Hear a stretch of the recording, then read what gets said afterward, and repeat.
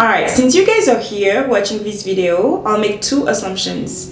One, you know English either as a native speaker or as a second language. And two, you're trying to learn French. Well, if this is correct, I have great news for you. Guys, vous parlez déjà français. You already speak French. Yes, you do. And this is true especially if you're a fancy, bougie kind of person who naturally utilizes sophisticated words and enjoys speaking elegantly. Even if you've never spent a single minute of your life learning French, you already know and use a ton of French words and words that are derived from French. And guys, you do so on a day-to-day basis. Intrigued? Just keep on watching and I'll explain. Bonjour, coucou, salut. If you're new here, moi c'est Esther and I'm here to share with you guys everything I know about the French language so that you may become legit Frenchies in no time. So let's cut to the chase. You want to know how you could have possibly been speaking French this whole time without knowing? Well, I have here an interesting story for you guys that will show you just how Frenchy you already are.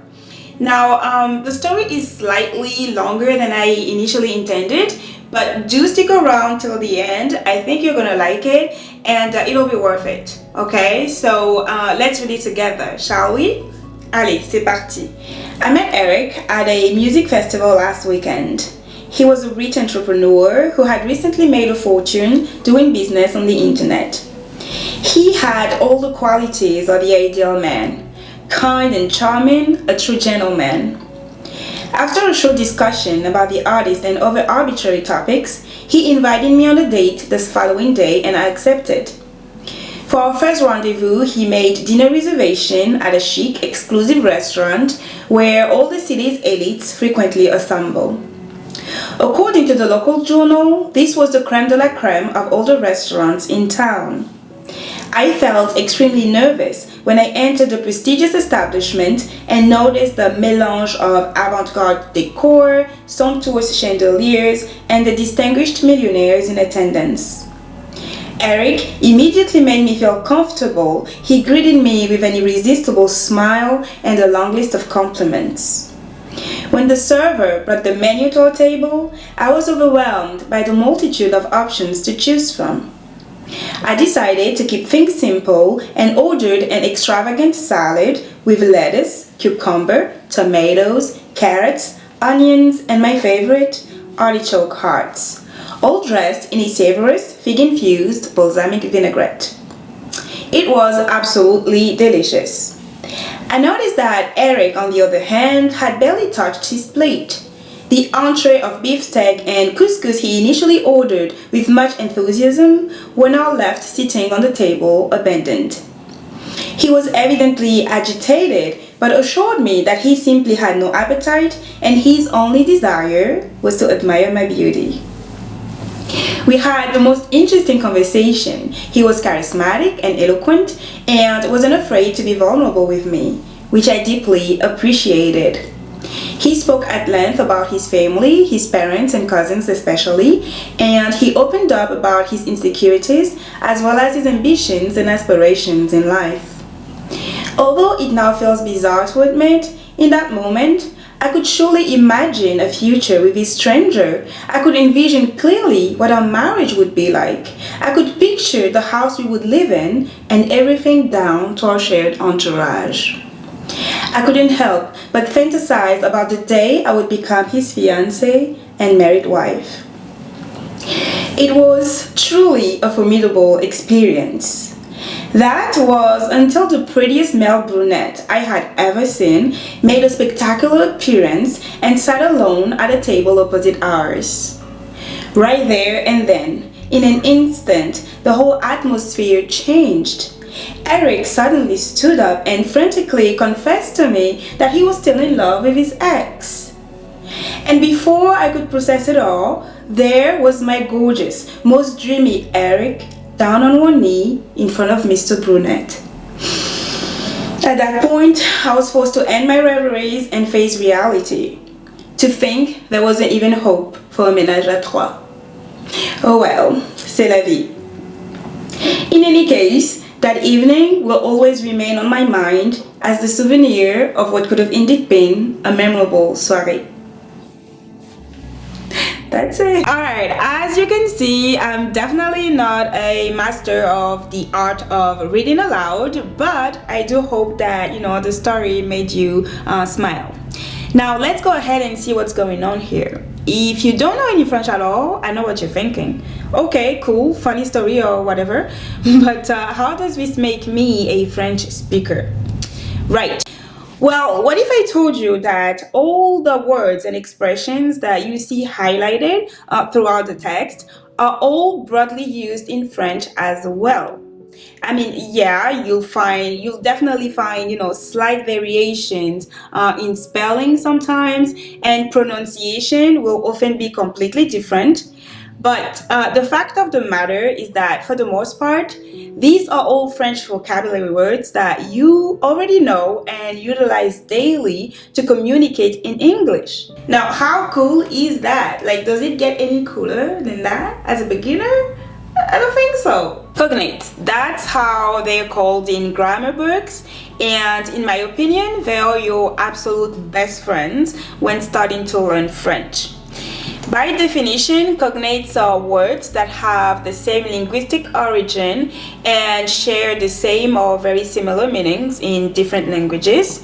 They're not always identical, but they often look alike, and they're usually easily recognizable, especially in their written forms.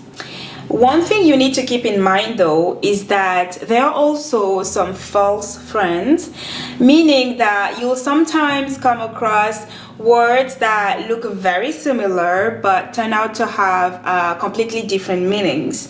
Kind of like fake friends in real life that unexpectedly come and bite you in the butt.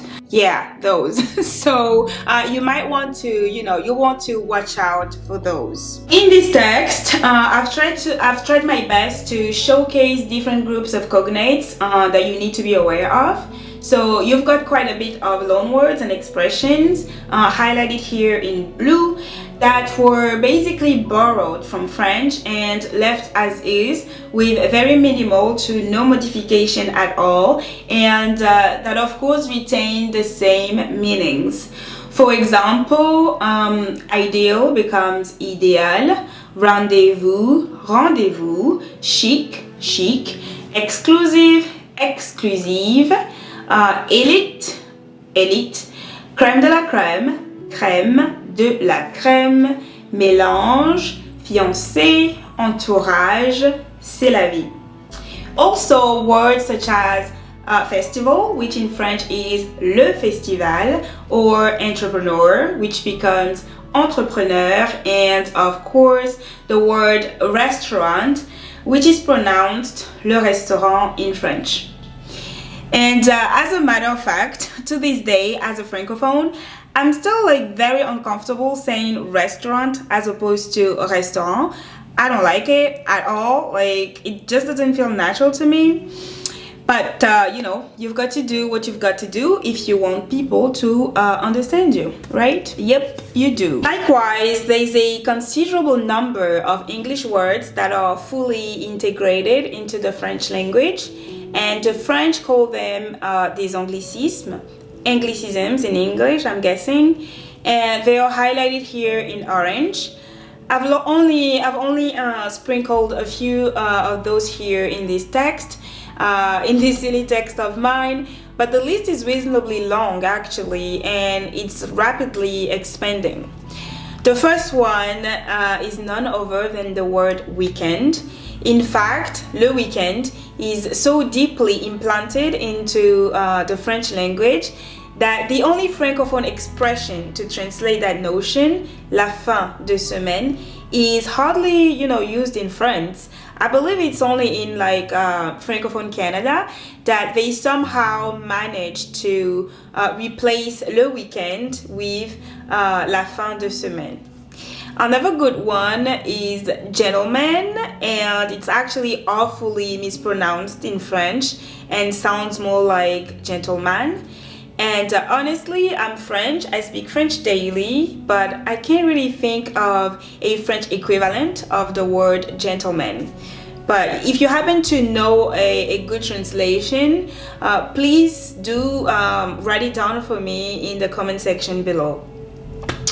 There's also date and X, and I'll go ahead and give you a few more examples that are not in this text. Le challenge, le t-shirt, le sponsor, le scoop, le happy hour. Notice how I said happy hour instead of happy hour. We struggle with the H. So also la punchline, le coach, le dress code, and many more. Finally, we have the cognates highlighted in green.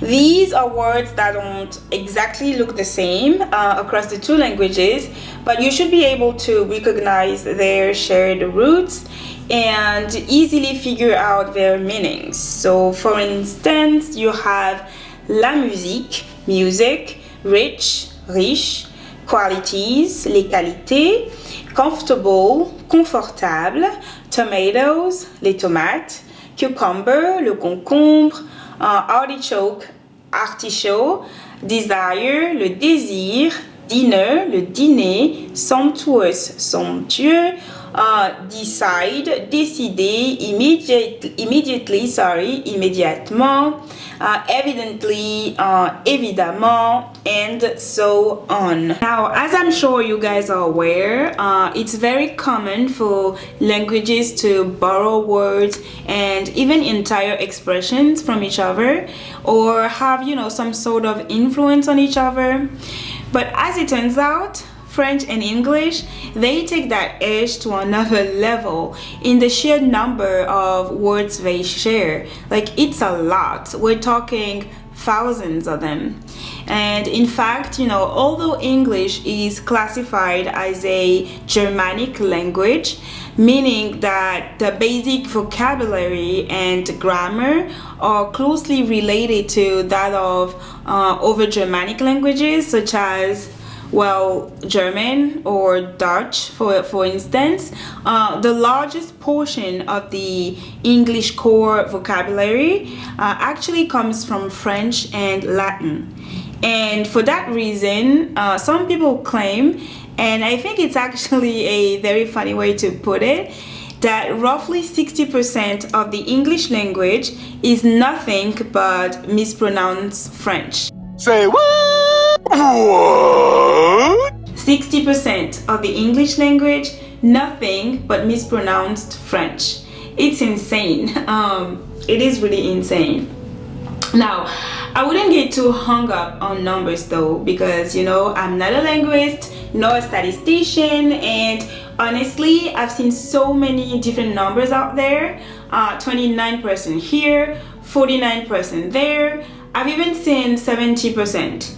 So please don't quote me on that. But the point is, and this I think everybody will agree on, is that English is literally flooded with a horde of words that have their roots in French and Latin. And this, les amis, gives you a huge advantage when learning French, because even though French has its own words, which it definitely does, and its own pronunciation, sentence structure, grammar, and so on, you as English speakers can definitely take advantage of the massive list of cognates the two languages share to quickly expand your vocabulary in French. And you know, that's why I always encourage anyone starting to learn French to get very good at recognizing cognates and focus on familiarizing themselves with the way said cognates are pronounced in French. Because let's face it, you know, learning a language can quickly become overwhelming, no matter how close it is to your native language. So I think it's a good idea to use all the tools and tricks at your disposal to make the process, you know, as smooth as possible. So before I go, here's a little affirmation to encourage you guys when the learning gets tough and you're just about ready to throw all the textbooks out the window and give up on that cute Frenchie you've been dreaming about. So here goes. Je parle anglais, donc je parle français. Je parle anglais, donc je parle français. Je parle anglais, donc je parle français. I speak English, therefore I speak French. Which you guys do, kind of. Alright, that was it for me today. I hope this was helpful and I hope to see you in the next video. Au revoir et à la prochaine.